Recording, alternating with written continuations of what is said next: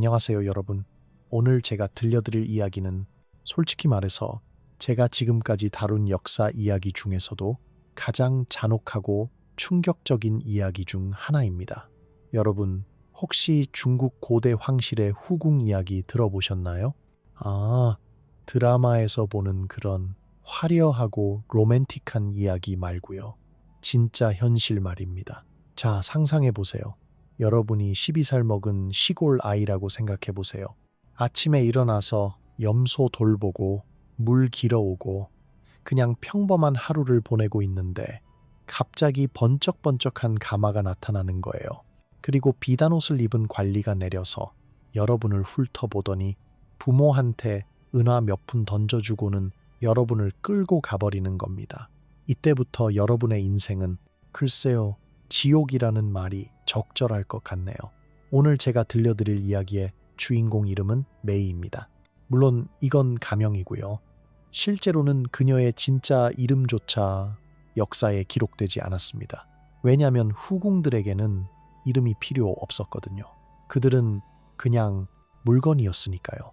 메이의 이야기는 명나라 시대의 이야기입니다. 여러분, 명나라 하면 뭐가 떠오르세요? 자금성, 웅장한 건축물, 찬란한 문화? 맞습니다. 하지만 그 화려함 뒤에 숨겨진 이야기는 정말 끔찍합니다. 12살 메이가 살던 마을은 정말 평범한 시골이었어요. 하루 종일 일해도 겨우 입에 풀칠할 정도의 가난한 곳이었죠. 메이는 매일 새벽부터 해질 때까지 온갖 집안일을 도맡아 했습니다. 물 길어오기, 곡식 도정하기, 가축 돌보기, 손이 거칠어지고 얼굴이 까매져도 상관없었어요. 그냥 살아가는 게 전부였거든요. 그런데 어느 날, 정말 평범한 어느 날이었는데 마을에 이상한 기운이 돌기 시작했어요. 사람들이 수군수군 거리고 아이들은 집 안으로 숨어들고 그러더니 저 멀리서 먼지를 일으키며 행렬이 나타나는 거예요. 여러분, 상상해 보세요. 평생 집신밖에 안 신어본 사람들이 사는 마을에 갑자기 황금 장식이 번쩍이는 가마가 나타나는 걸요. 마치 외계선이 착륙한 것 같았을 겁니다. 가마에서 내린 관리는 어떻게 표현해야 할까요? 차가웠어요. 정말 차가워요. 사람을 보는 눈이 마치 가축을 고르는 것 같았다고 할까요? 그는 마을을 돌아다니며 12살에서 15살 사이의 여자아이들을 하나하나 점검하기 시작했어요. 그리고 메이 차례가 왔습니다. 관리는 메이의 입을 벌려 이빨을 확인하고 피부를 만져보고 자세를 살펴보고 그리고 가장 중요한 걸 확인했어요. 바로 발이었습니다. 메이의 발은 아직 전족을 하지 않은 자연 그대로의 발이었거든요. 여러분, 전족이 뭔지 아시나요? 이거 정말 말로 설명하기도 끔찍한 관습인데요. 여자아이들의 발가락을 억지로 발바닥 쪽으로 구부려서 천으로 꽁꽁 묶어두는 거예요. 뼈가 부러지고 살이 썩어도 계속 묶어두는 거죠. 왜냐하면 작고 기형적인 발이 아름답다고 여겨졌거든요. 기가 막히죠. 관리는 메이의 잠재력을 알아봤어요. 아직 전족하지 않은 건강한 발, 비교적 고든 자세, 그리고 뭔가 순종적이면서도 기품 있는 분위기. 그는 메이의 아버지에게 은화 주머니를 던져주며 말했어요. 이 아이를 데려간다. 그게 끝이었어요. 메이는 작별 인사도 할 시간이 없었어요.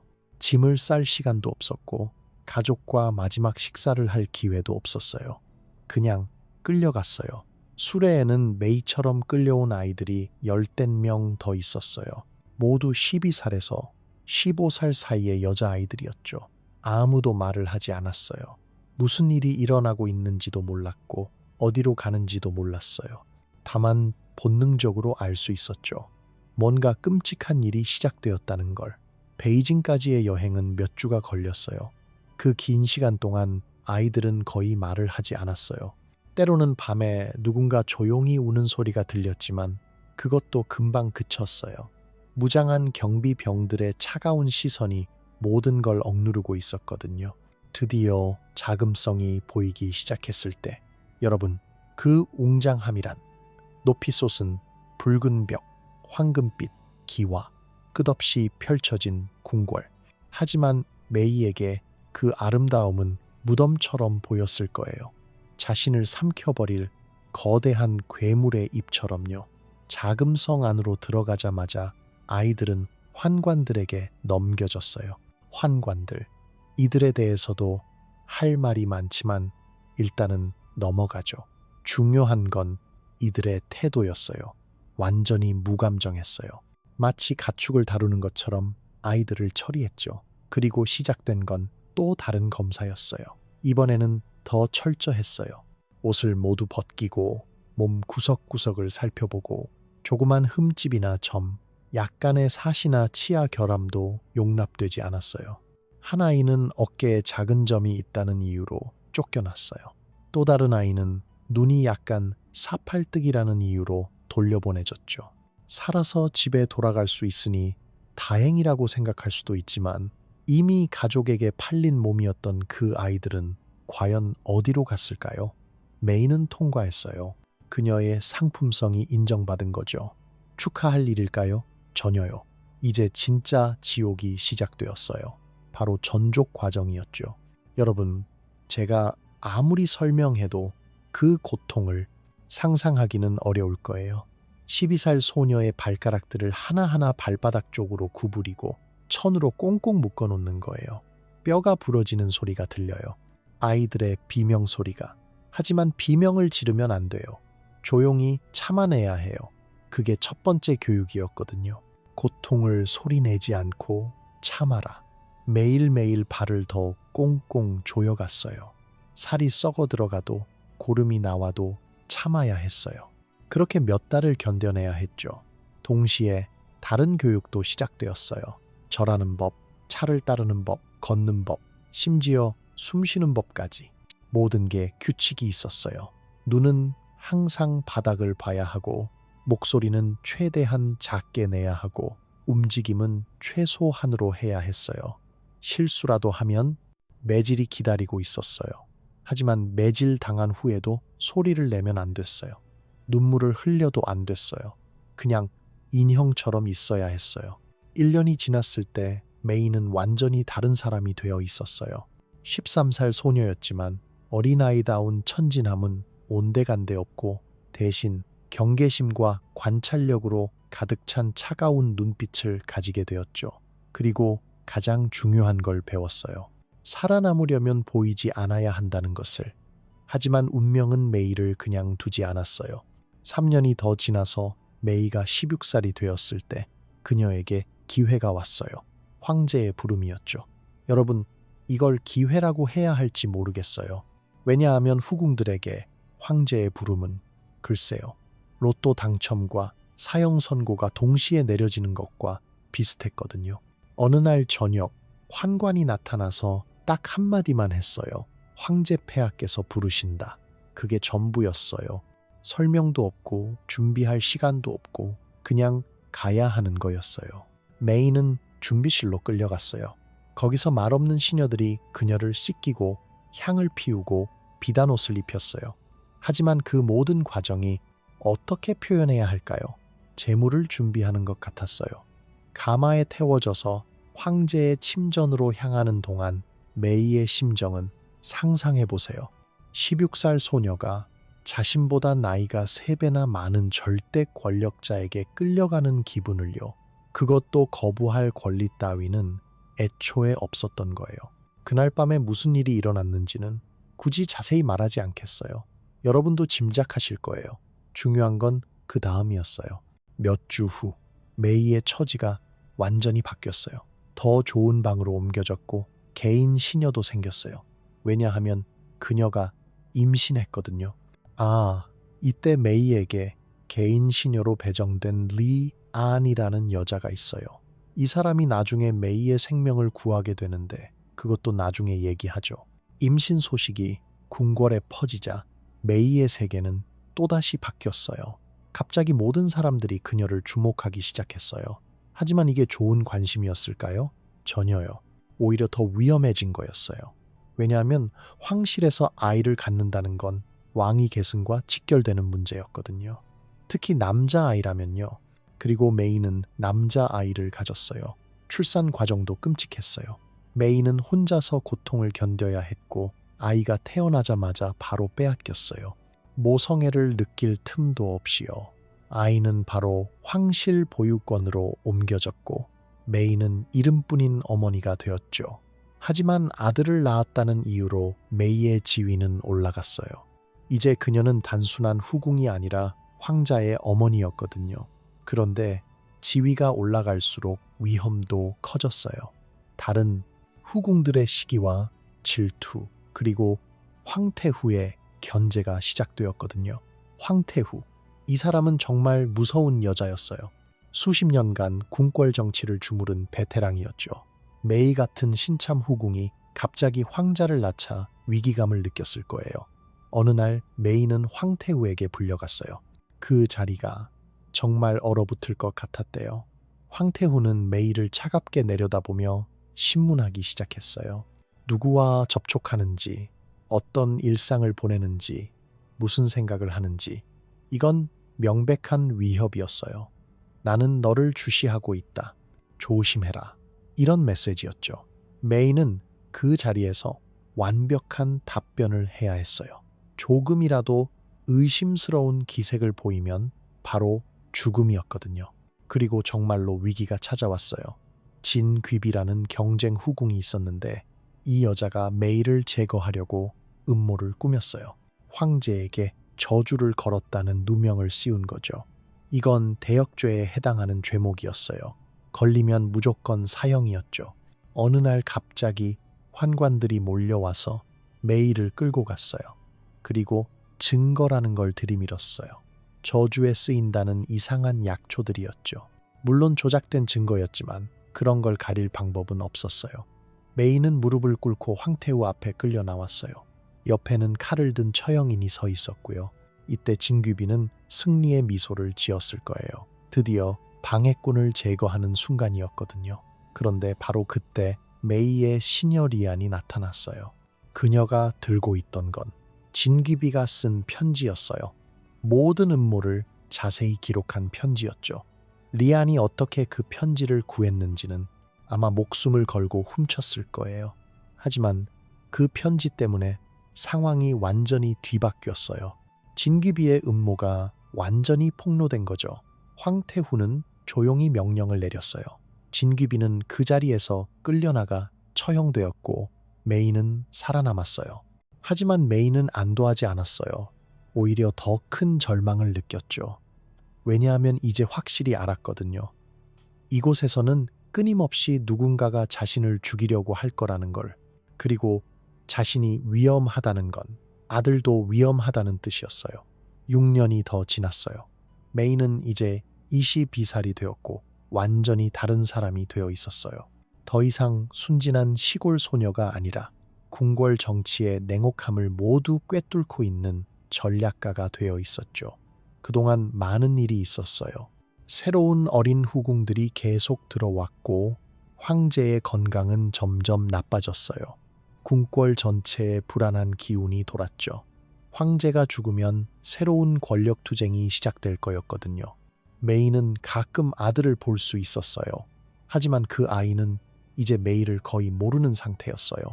보모들과 환관들이 키우는 황자였지 메이의 아들은 아니었죠. 그걸 볼 때마다 메이의 마음은 찢어졌을 거예요. 그리고 메이는 결심했어요. 이 지옥 같은 곳에서 아들만큼은 구해내야 한다고. 하지만 그 기회가 오기 전에 또 다른 위기가 찾아왔어요. 이번에는 정말 절체절명의 위기였어요. 진귀비의 잔당들이 마지막 발악을 했어요. 메이에게 사수를 쓴다는 누명을 씌운 거죠. 이번에는 증거 조작이 더 교묘했어요. 메이의 방에서 이상한 약초들이 발견되었고 황제의 건강 악화와 연결지었어요. 메이는 다시 황태후 앞에 끌려 나왔어요. 이번에는 정말 절망적이었어요. 처형인의 칼날이 목에 닿을 정도로 가까이 있었거든요. 그리고 황태후가 마지막 제안을 했어요. 죄를 인정하면 네 아들은 살려주겠다. 거부하면 너와 아들 모두 죽음이다. 이게 얼마나 잔혹한 선택인지 아시겠어요? 어머니로서는 거부할 수 없는 제안이었어요. 하지만 메이는 거부했어요. 왜냐하면 알았거든요. 자신이 죄를 인정하면 아들도 결국 죽을 거라는 걸. 반역자의 아들로 낙인 찍혀서요. 그래서 메이는 끝까지 버텼어요. 그리고 또다시 리안이 나타났어요. 이번에도 결정적인 증거를 가지고요. 음모를 꾸민 진짜 범인들의 편지였어요. 메이는 또다시 살아남았어요. 하지만 이번에는 달랐어요. 메이는 더 이상 기다리지 않기로 했어요. 이제 마지막 계획을 실행할 때였어요. 바로 아들을 궁궐 밖으로 빼내는 것이었죠. 여러분, 황자를 궁궐 밖으로 몰래 빼낸다는 게 얼마나 위험한 일인지 아시나요? 걸리면 메이뿐만 아니라 관련된 모든 사람이 죽음이에요. 구족이 멸문지화를 당하는 거죠. 하지만 메이는 결심했어요. 아들만큼은 이 지옥에서 구해내겠다고. 리안과 함께 치밀한 계획을 세웠어요. 궁궐의 비밀 통로를 이용해서 아들을 밖으로 빼내는 거였어요. 리안은 외부 협력자를 구했고 메이는 마지막 작별을 준비했어요.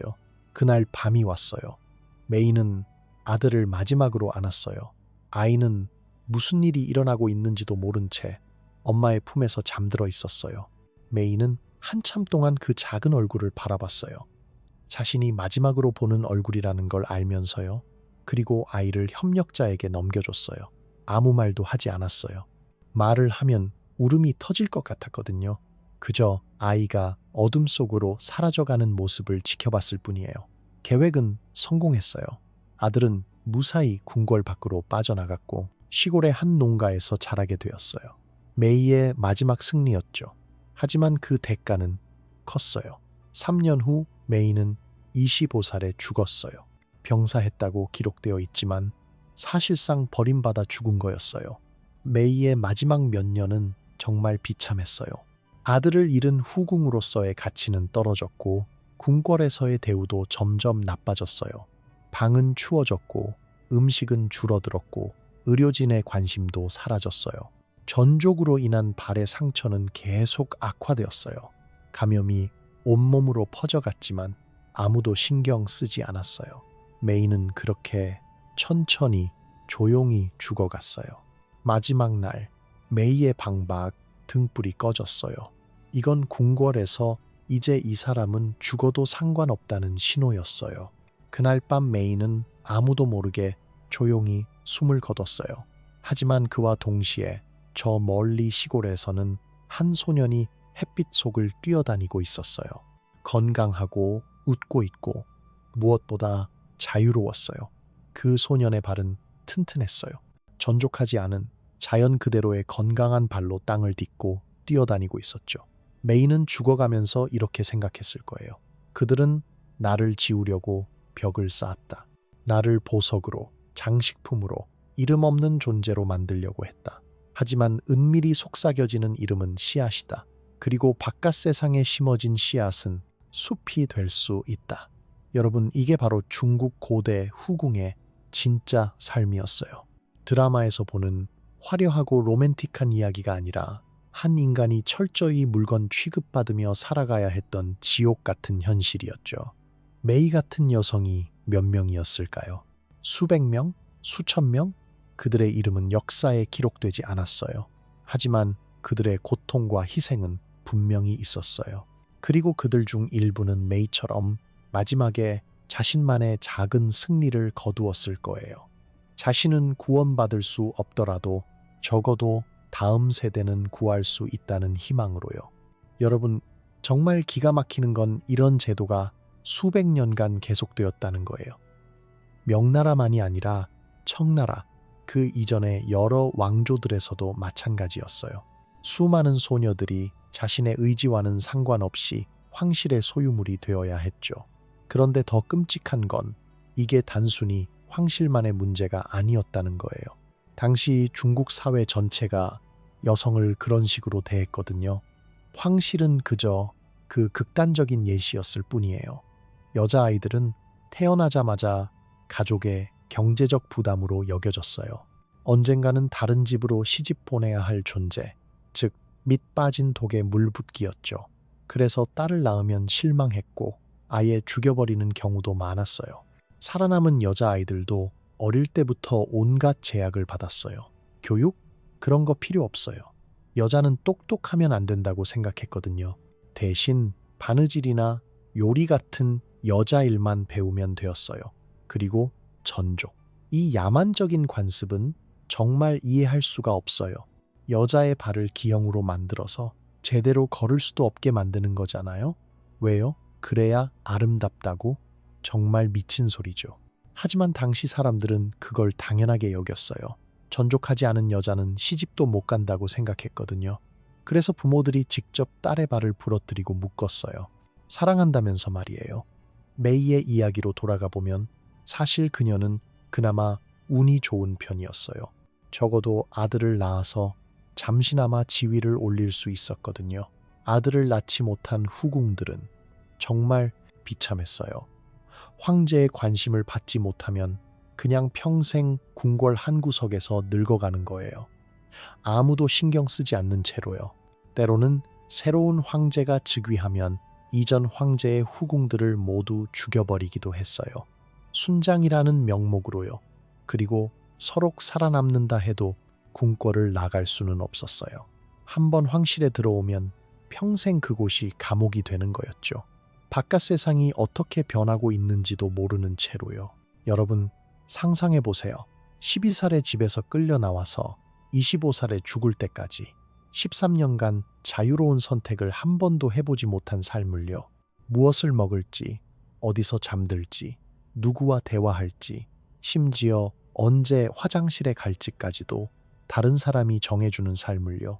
그런데 더 가슴 아픈 건 메이 같은 여성들이 때로는 이런 삶을 특권이라고 여기도록 세뇌되었다는 거예요. 황제의 후궁이 되는 건 영광스러운 일이다. 너는 선택받은 존재다. 이런 식으로 말이에요.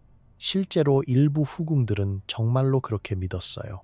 궁궐 밖의 비참한 현실을 모르니까 자신들이 특별한 대우를 받고 있다고 생각했죠. 비단 옷을 입고 맛있는 음식을 먹고 화려한 궁궐에서 살고 있으니까요. 하지만 그게 정말 특권이었을까요? 황금으로 만든 세장도 결국은 세장이잖아요. 아무리 아름다워도 자유가 없으면 감옥인 거예요. 메이가 마지막에 아들을 구해낸 것도 바로 그 깨달음 때문이었을 거예요. 아들만큼은 이런 세장에서 살지 않게 하고 싶었던 거죠. 비록 자신은 평생 세장에서 살아야 했지만 적어도 아이는 진짜 하늘을 날 수 있게 해주고 싶었던 거예요. 그런데 여러분, 정말 아이러니한 건 이런 잔혹한 제도를 만들고 유지한 것도 결국은 사람이었다는 거예요. 황제도 사람, 황태우도 사람, 환관들도 사람, 심지어 메이를 팔아넘긴 아버지도 사람이었어요. 왜 사람이 사람을 이렇게 대할 수 있었을까요? 권력, 돈, 전통, 아니면 그냥 관성이었을까요? 원래 그런 거니까, 예로부터 그래 왔으니까 이런 식으로 생각하면서요. 하지만 그 모든 이유가 있다고 해도 결국은 변명일 뿐이에요. 한 인간을 물건 취급하는 건 어떤 이유로도 정당화될 수 없거든요. 메이의 시녀였던 리안을 보세요. 그 여자는 위험을 무릅쓰고 메이를 여러 번 구해줬어요. 같은 시대, 같은 환경에서 살면서도 인간다운 선택을 했던 거죠. 그러니까 환경이나 시대 탓만 할 수는 없는 거예요. 결국은 개인의 선택이에요. 잘못된 제도 앞에서 그냥 따라갈 것인가, 아니면 작은 저항이라도 해볼 것인가의 선택이죠. 메이도 마찬가지예요. 그녀는 끝까지 포기하지 않았어요. 자신의 삶은 이미 망가졌지만 적어도 아들의 삶만큼은 구하겠다는 의지를 포기하지 않았던 거죠. 그게 그녀만의 작은 혁명이었어요. 그리고 그 혁명은 성공했어요. 저 멀리 시골에서 자유롭게 뛰어노는 소년의 모습 속에서 말이에요. 여러분, 21세기에 살고 있는 우리가 이런 이야기를 들으면서 뭘 느껴야 할까요? 옛날 이야기네. 다행히 지금은 아니야. 이렇게 생각하면 될까요? 글쎄요. 형태는 다르지만 비슷한 일들이 지금도 일어나고 있는 것 같은데요. 여전히 세계 곳곳에서 여성들이 자신의 의지와는 상관없이 강제로 결혼당하고 교육받을 권리를 박탈당하고 온갖 폭력에 시달리고 있잖아요. 그리고 꼭 여성 문제만이 아니에요. 권력자들이 약자를 억압하고 시스템이 개인을 짓밟고 전통이라는 이름으로 잘못된 관습이 유지되는 일들, 이런 일들은 지금도 계속되고 있어요. 그러니까 메이의 이야기는 단순히 옛날 중국 궁궐에서 일어났던 비극적인 사건이 아니에요. 지금도 우리 주변에서 일어나고 있는 일들에 대한 경고이기도 하죠. 우리는 메이처럼 될 수도 있고 리안처럼 될 수도 있어요. 아니면 메이를 팔아넘긴 아버지나 진귀비 같은 악역이 될 수도 있고요. 결국은 우리의 선택에 달려 있는 거예요. 메이가 마지막에 남긴 말을 다시 한번 생각해 보세요. 은밀히 속삭여지는 이름은 씨앗이다. 그리고 바깥 세상에 심어진 씨앗은 숲이 될 수 있다. 이 말이 뭘 의미하는지 아시겠어요? 비록 메이 자신은 익명의 존재로 죽어갔지만 그녀의 이야기, 그녀의 희생, 그녀의 사랑은 계속 전해진다는 거예요. 그리고 그게 모여서 더 나은 세상을 만드는 힘이 된다는 거죠. 실제로 그랬어요. 메이 같은 수많은 여성들의 희생과 저항이 모여서 결국은 그런 야만적인 제도들을 무너뜨렸거든요. 물론 오랜 시간이 걸렸지만요. 전족도 20세기 초에 금지되었고 후궁 제도도 청나라가 멸망하면서 사라졌어요. 여성의 교육권, 참정권, 직업 선택의 자유, 이런 것들도 하나하나 쟁취해낸 거예요. 물론 아직도 갈 길이 멀어요. 하지만 적어도 메이가 살던 시대보다는 훨씬 나아진 거죠. 그리고 그 변화의 뿌리에는 메이 같은 여성들의 조용한 저항이 있었던 거예요. 여러분, 혹시 지금 여러분 주변에 도움이 필요한 사람이 있다면 리안이 되어주세요. 작은 용기라도 내서 손을 내밀어 주세요. 그리고 만약 여러분이 어려운 상황에 있다면 메이처럼 포기하지 마세요. 비록 지금은 어둡고 절망적이어도 언젠가는 빛을 볼 수 있는 날이 올 거예요. 메이의 아들처럼 자유로운 하늘 아래서 마음껏 뛰어다닐 수 있는 날이 올 거라고요. 오늘 이야기는 여기서 마치겠습니다. 무거운 이야기였지만 꼭 필요한 이야기였다고 생각해요. 우리가 기억해야 할 역사니까요. 그리고 다시는 이런 일이 반복되지 않도록 경계해야 할 현실이니까요. 다음에도 더 흥미진진한 역사 이야기로 찾아뵐게요. 구독과 좋아요, 알림 설정 꼭 부탁드리고요. 여러분의 댓글도 항상 감사하게 읽고 있어요. 그럼 다음에 만나요. 안녕.